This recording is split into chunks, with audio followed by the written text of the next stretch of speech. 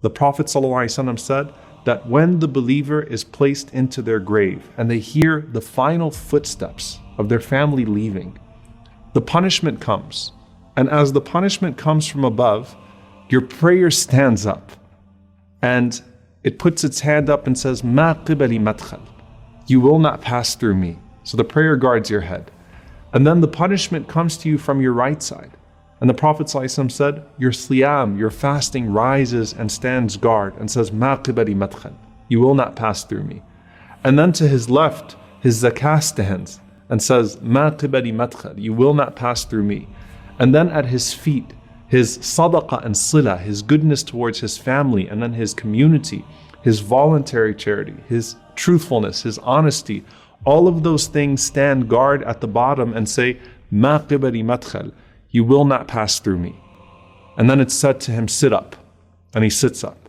The Prophet ﷺ said that the sun is made to appear to him as if it's about to set. Yani it's almost Maghrib. It's about to be Maghrib. So the believer is accustomed to what? You're accustomed to salah. You're accustomed to prayer. And if you wake up at an odd time, sort of disoriented, the first thing you worry about is, did I miss my prayer? So this person says, "Let me pray." And the angels say, "You'll get to that, but first you have to answer our questions. Man Rabbuk? Who is your Lord? Ma dinuk? What is your religion? Man Nabiyuk? Who is your prophet?" Now the only way you're going to be able to answer who your Lord is if you used to worship him. And the only way you're going to be able to answer what your religion is if you actually used to practice it.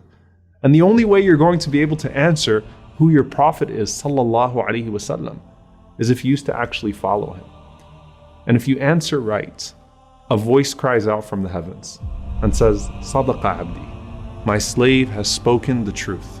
And subhanAllah, in one hadith, the Prophet ﷺ said that those two angels that were first frightening, they say to you after you answer the questions correctly, "Kunna na'lamu annaka taqulu hadha." You know, we knew you were going to say that. We knew you were going to answer these questions right. And Allah subhanahu wa ta'ala then calls out, supply him with the furnishings from Jannah.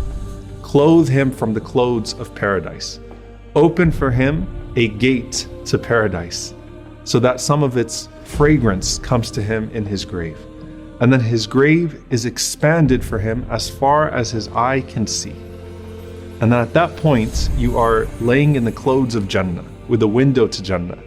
And everything starts to feel like Jannah, starts to feel like paradise.